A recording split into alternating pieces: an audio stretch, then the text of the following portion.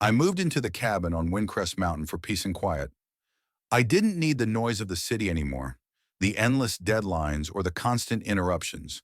What I wanted was isolation and a place to think, breathe, and work at my own pace. The cabin was an old timber structure that had been neglected for years. The previous owner, a distant relative, had left it to me in his will, and I figured I'd take a few months to restore it, working on the weekends. The dream was simple: fix the roof, patch up the walls, and enjoy the solitude. It was perfect. I'd set myself up with a few solar panels, a propane heater, and plenty of tools for the job. There was no need for any contact with the outside world, except for when I needed supplies from town. A quiet existence. That's all I wanted. But apparently, not everyone shared my idea of peace. 3 weeks into my renovation project, I was on the roof, fixing a couple of loose shingles when I saw her. Cheryl. She was standing on the edge of my property, clipboard in hand, peering through the trees like some kind of surveillance officer. I ducked down behind the ridge of the roof, trying not to be seen, but she was already taking pictures of the cabin. Then she started scribbling notes, occasionally glancing over at the road. I didn't know who she was at first. I assumed she was a neighbor, though the closest house was over a mile away. Still, I wasn't concerned. I figured she was just another curious passerby, drawn to the sight of an old cabin being renovated. No harm, no foul.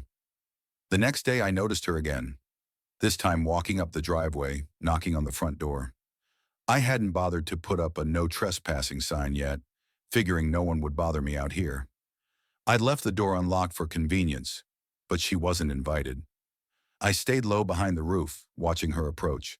Cheryl knocked, waited for a few seconds, then turned around and left. It seemed harmless enough. A brief visit, a couple of questions, maybe curiosity. But when I checked the mailbox later that day, there it was. An official HOA notice, violation notice, property abandonment. The letter claimed that my cabin was in violation of HOA regulations due to it being abandoned for a period exceeding 2 weeks. It even mentioned that I was neglecting to maintain the property, putting the safety of the neighborhood at risk. I had to read it twice. The audacity of it. It was like I was being punished for choosing peace over conformity. But it wasn't just the letter that irritated me. It was the way Cheryl had acted. She'd clearly been watching me, observing my every move. I hadn't spoken to anyone. I'd been up there alone working, keeping to myself, but that wasn't going to stop her. That night I stayed up late, reviewing every single inch of the cabin with a new eye. I checked the roof, the walls, the windows. Nothing had changed since I'd moved in, except for the repairs I was doing. I made sure the land was tidy, kept the property well kept. As the days passed, Cheryl's behavior escalated. I started noticing her at the edge of the property more often, walking in the distance with that same damn clipboard, writing down everything she could see. If she wasn't walking around my cabin, she was sitting in her car, parked across the street with binoculars aimed directly at my property. One morning I stepped outside, coffee in hand, only to find her standing at the foot of the driveway, staring up at me like she'd caught me red-handed. She didn't wave. She didn't speak. She just stood there. I realized something then. Cheryl wasn't just curious about the cabin. She was making it her mission to monitor me. And the worst part, she seemed to be enjoying it. The more I thought about it, the more it pissed me off. So I decided to do what I do best. I got even, from the rooftop. I wasn't going to let Cheryl have the satisfaction of driving me out or forcing me to explain myself. So I decided to take a different approach. If she wanted to monitor me, I'd give her a reason to regret it. The next morning I started setting up cameras around the cabin, small, discreet solar-powered devices hidden among the trees and on the roof. I made sure they were positioned perfectly, enough to cover every angle of the cabin without being obvious. I had a few tools left over from the renovation, and with some quick thinking, I rigged a few motion detectors too. Once everything was in place, I waited. Cheryl didn't disappoint. The first few days were calm enough. She continued her usual routine, driving up and down the road, parking her car across from my property, pulling out her binoculars. At one point, I even saw her walk into the woods behind my cabin, and I was sure she was trying to figure out where I was hiding the cameras. I kept my distance, watching through the lens of my own system. Then came the day she crossed the line. It was late in the afternoon, and I had just finished installing a new window on the side of the cabin. I wiped the sweat off my brow, ready to pack up for the day. As I was walking back around to the front of the house, I noticed Cheryl creeping around the back of the cabin. She was using a ladder to peek through the upstairs window. I wasn't sure what she thought she would find, but I knew I had to act fast. I made my way up to the roof quietly, not wanting to alert her to my presence. I positioned myself near the ridge, just out of her line of sight, and aimed my camera directly at her. This was the moment I'd been waiting for. I'd caught her red-handed. I zoomed in on the camera feed and hit record. Cheryl, oblivious to the fact that I was right above her, continued her search, rifling through my belongings on the porch and even opening the windows I'd recently repaired. She muttered to herself about code violations and safety hazards. I couldn't believe it. This woman had the audacity to break into my private space, all while accusing me of being a nuisance. I wasn't going to let this slide. I decided it was time to confront her, but I wasn't going to do it the way she expected. I wanted to make sure she knew she had been caught in the act. I called her phone, not once, but 3 times, letting the silence fill the gaps. When she didn't pick up, I texted her, "I see you." A few seconds later, my phone buzzed with a new message. It was from Cheryl. "What are you talking about?" Without hesitating, I sent a single video link, the footage of her on my roof, caught in the act. I waited. It didn't take long for her to reply. "You're insane. I'll report this to the HOA. You're not allowed to live like this." I didn't respond. Instead, I sent a second video, one of her walking around my property, peering into windows, and trespassing on my land. It was all captured from my cameras, time-stamped, and completely irrefutable. Minutes passed, and my phone lit up again with a string of frantic texts. Cheryl was losing it. She threatened to call the police, the HOA, and even the sheriff's office. It was clear she was panicking, not knowing what to do now that her secret was out. I sat back, watching her meltdown in real time. Then, just as I thought it was over, something unexpected happened. Cheryl showed up in person, but not to confront me. She stood at the edge of the property, phone in hand, taking pictures of the cabin once again. But this time, she wasn't being subtle. She was shaking, clearly rattled, snapping photos with frantic urgency. I was done with the games. I grabbed my phone and dialed the HOA number directly. "I need to speak to someone about a serious violation," I said, my voice calm but firm. "Cheryl from your board is trespassing on my property. She's been spying on me, entering my land without permission, and making false accusations. I've got the footage to prove it." The person on the other end of the line hesitated for a moment before responding. "We'll look into it immediately." I didn't wait around. I left the roof and went down to meet Cheryl, walking straight toward her as she fumbled with her phone, trying to delete the pictures she'd taken. When I reached her, I didn't say a word. I just stood there, looking at her until she looked up. Her face was pale, and for the first time, I saw genuine fear in her eyes. "I think it's time we both stop pretending," I said quietly. "I'm not abandoning my cabin, Cheryl. You're just looking for problems that don't exist." She opened her mouth to protest, but nothing came out. Instead, she dropped her phone to her side, her shoulders slumping. "I don't want to see you on my property again," I continued. "Next time, I'll be contacting the authorities. And this time, I won't be so quiet about it." She didn't respond. She just turned and walked away, not in anger, but in defeat. The next day, I sent the footage to the HOA, along with a formal complaint about Cheryl's actions. I included timestamps, location data, and every text exchange we'd had. I wasn't taking any chances. Within a few days, Cheryl was removed from her HOA position, and the harassment finally stopped. I got back to work, finishing my cabin, and the mountain was peaceful once more. But as I sat on the porch later that week, watching the sun set over the trees, I couldn't help but think about the lengths people will go to when they feel they have power over others. For Cheryl, it ended with a defeated walk down my driveway. For me, I had my cabin, my privacy, and a whole lot of satisfaction that I'd fought for it in my own quiet way.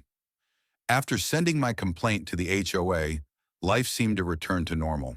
I kept working on the cabin, finishing up the renovations, and everything was calm.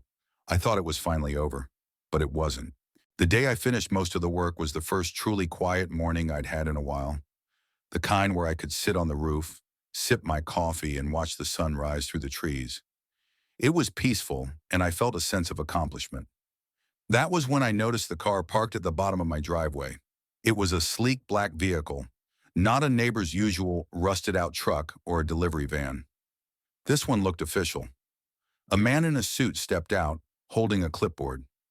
At first, I thought it might be someone from the county checking in on construction permits, but as he got closer, I realized it was someone from the HOA. I wasn't surprised, but I couldn't say I was thrilled either. It had been a few days since I'd sent my complaint about Cheryl, but I didn't expect them to act so quickly. The man looked around for a second before making his way up to the porch. "Good morning," he said in a dry, almost rehearsed voice. "I'm Thomas from the HOA.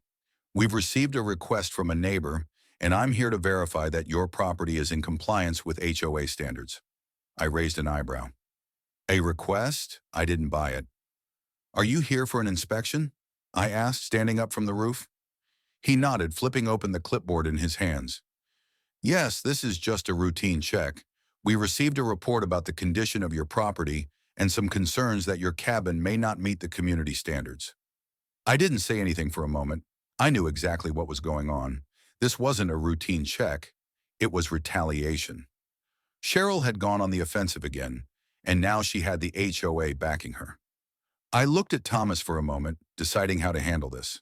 I wasn't going to let them bully me into submission, but I also knew that if I made a scene, it would just make things worse. I wasn't going to play by their rules anymore. "Fine," I said after a pause, stepping down from the roof. "You can come in, but we'll do this on my terms. Follow me." I led him into the house, keeping my distance, watching his every move. I could tell he wasn't used to being challenged. He glanced around at the unfinished parts of the cabin, making notes on his clipboard as we walked through the rooms. Every once in a while, he would pause, take a picture, and jot something down. "Everything seems in order," he muttered after a few minutes, but his voice lacked any real conviction. I was starting to get annoyed. This whole inspection was a joke. He wasn't even looking at the things that mattered. He was just following orders from a woman who had no real authority over me or my property. As we moved through the house, I noticed a couple of neighbors walking by. They saw us through the windows, and I could feel their eyes on me. It was clear that the rumor mill had already begun spinning. People were talking, and now they were watching me, waiting for the next move. Thomas didn't seem to notice, or maybe he didn't care. He continued to take photos and write down things that seemed completely irrelevant. "I'll need to take a look around the exterior," he finally said, snapping his clipboard shut. I didn't stop him. If he wanted to wander around the property, I wasn't going to stop him. I had nothing to hide, but I wasn't going to make it easy for him either. I had already decided that if they were going to make this difficult for me, I was going to fight back. We walked outside, and as I turned to show him the shed, I noticed something, or rather someone, in the distance. Cheryl. She was standing at the edge of my property, watching us from behind a tree. She hadn't made herself obvious, but I could tell she was trying to stay out of sight. The moment I saw her, I knew what she was doing. She was trying to gather more ammunition. It was obvious she'd been keeping tabs on me, hoping to find a reason to escalate things again. "Mr. Thomas," I said, my voice calm but sharp, "you should know that Cheryl is standing over there, watching us. I'm sure she's taking pictures or making notes." Thomas turned, startled, and glanced toward the tree where Cheryl was standing. She quickly ducked behind it, but not before I saw the look on her face, triumphant, as if she'd won. "Cheryl has been harassing me for weeks now," I continued, "and I've had enough. I don't appreciate her spying on my property. She's been trespassing, making false claims about my cabin, and I have video proof of it." Thomas didn't respond immediately. I could see the hesitation in his eyes. He wasn't prepared for this. He thought he was just going to walk in and find some easy violation. Now he had to deal with the reality of someone challenging the authority of the HOA. "You should speak to Cheryl about this," I said. "She's the one causing all the trouble." For the first time since he arrived, Thomas actually looked uncomfortable. He cleared his throat and shifted on his feet. I'll, I'll make a note of this. I stood there watching him. I wasn't about to let this go. I had footage of Cheryl, caught in the act of trespassing and trying to fabricate evidence against me. I wasn't going to let her win. But as I stood there, facing the man who was supposed to represent authority, I realized something. I wasn't fighting against the HOA, or even Cheryl. I was fighting against the idea that people like her could walk all over others just because they thought they had power. I wasn't going to let her control me anymore. The tension was thick in the air as Thomas stood there, clearly unsure of what to do next. Cheryl was still hiding behind the tree, though I could see the frustration on her face. She had been watching, but now for the first time, I was the one with control over the situation. Mr. Thomas, I've made my position clear, I said, my voice steady, not giving an inch. You have a choice here. Either you report the truth and stop allowing Cheryl to manipulate this HOA process, or you continue to let her use the system to harass me. Thomas opened his mouth to respond, but no words came out. Instead, he fidgeted with his clipboard, unsure of how to proceed. He seemed like a man caught between doing the right thing and maintaining his position in the HOA. I could tell he didn't want to get involved in something that was more personal than procedural. Finally, he spoke, his voice faltering. I'll make sure this gets reviewed. He turned toward Cheryl, who had slowly come out from behind the tree, her eyes narrowing in frustration. That's all I can promise at this moment, Thomas added, clearly wanting to distance himself from the situation. I stood firm, my gaze unwavering. It's not just about a report anymore, Thomas. It's about ensuring fairness, and I've got the proof to show it. Before he could say anything else, I stepped inside to grab my phone. I already knew I had the footage I needed, but I needed to make sure I had it all documented properly. I opened up the camera app and sent the video directly to Thomas. The videos of Cheryl standing in my yard without permission, trespassing, and making false claims. The notification that I had sent it hung in the air, an undeniable testament to what had been going on behind the scenes. Cheryl watched, no doubt realizing that her days of covertly stalking me were numbered. I didn't say anything as I turned back to Thomas, holding my phone in my hand. He glanced at it, saw the video thumbnail, and let out a long breath. Okay, he muttered, looking more uncomfortable than I had ever seen him. I'll make sure this gets sorted. You won't be fined. With that, he walked to his car, still holding his clipboard, and drove off without another word. Cheryl stood there, her face flushed red with embarrassment, but she didn't leave. Instead, she crossed her arms, her eyes fixed on me, like she was trying to figure out how to regain control of the situation. You think you've won? She asked, her voice sharp. I didn't respond immediately. I just stared at her, letting the silence stretch out. Cheryl's attempt to intimidate me had failed, and now she was left with nothing but frustration. Look, Cheryl, I finally said, my tone more calm than I'd expected. I don't know what your problem is, but this is over. You've crossed the line, and I'm done playing along. She took a step forward, her eyes narrowed, and for a moment I thought she might say something even more threatening. But instead, she let out a breath and shook her head. This isn't over, you know, she muttered, her voice laced with venom. I'll make sure the HOA gets its way. I couldn't help but chuckle. You've already tried that. You failed. And now I'm going to make sure you face the consequences. She opened her mouth to respond, but I held up a hand. I wasn't about to let her drag this out any further. Take it to the HOA if you want. I'll fight this all the way. Cheryl didn't say anything else.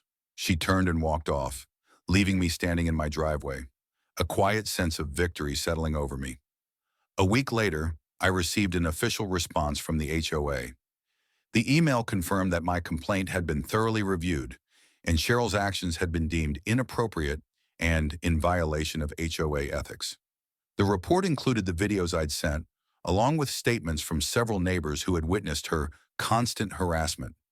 She had been removed from her position on the board.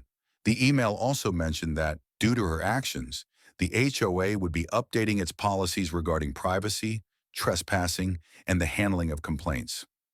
There would be no fines for me, no penalties, and no further action from Cheryl. It was a satisfying feeling to know that not only had I stopped her, but I had also forced the HOA to reconsider how it dealt with power-hungry members like Cheryl. I knew I had won, but the real victory was the quiet peace that followed. With the threat gone, I could finally focus on what I came here to do, finishing the cabin, enjoying my privacy, and living on my terms. That evening, after the news hit, I went up to the roof again.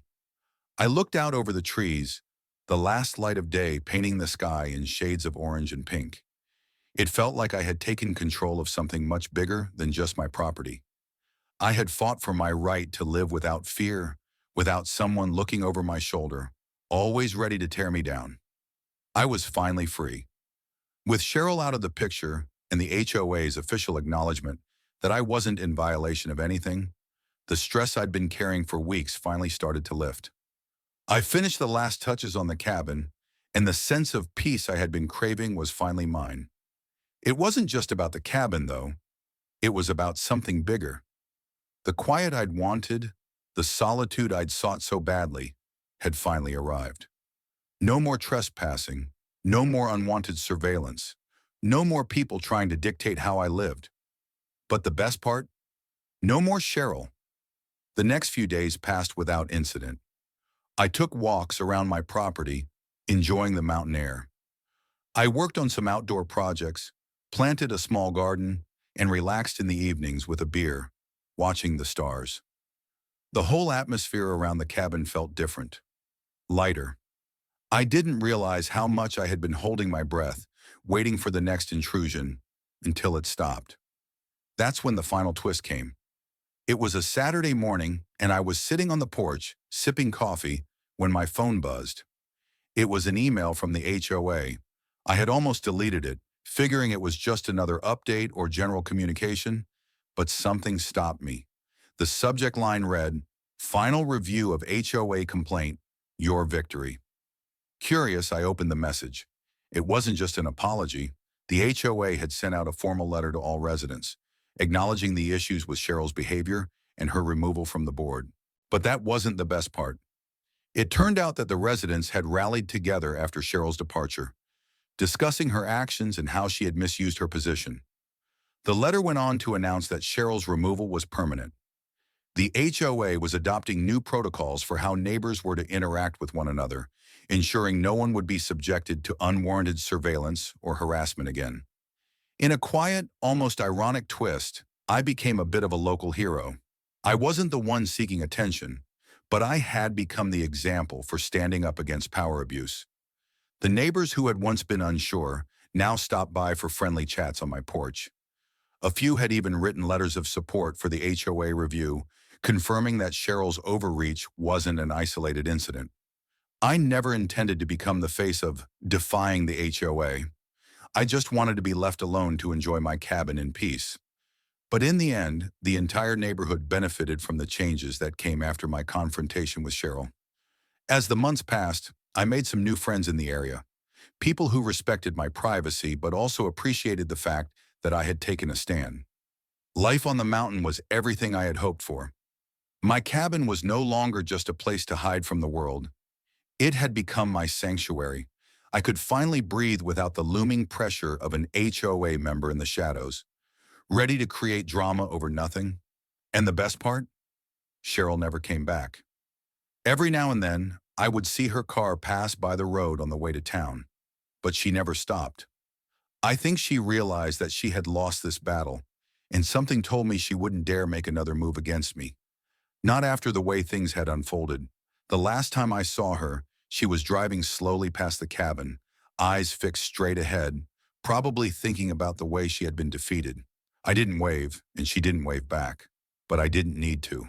I had my peace, and that was enough. The cabin was finished. The noise, the conflict, the stress, all of it was behind me. Now when I look out at the view from my roof, I see nothing but the mountains, the trees, and the quiet life I'd fought for.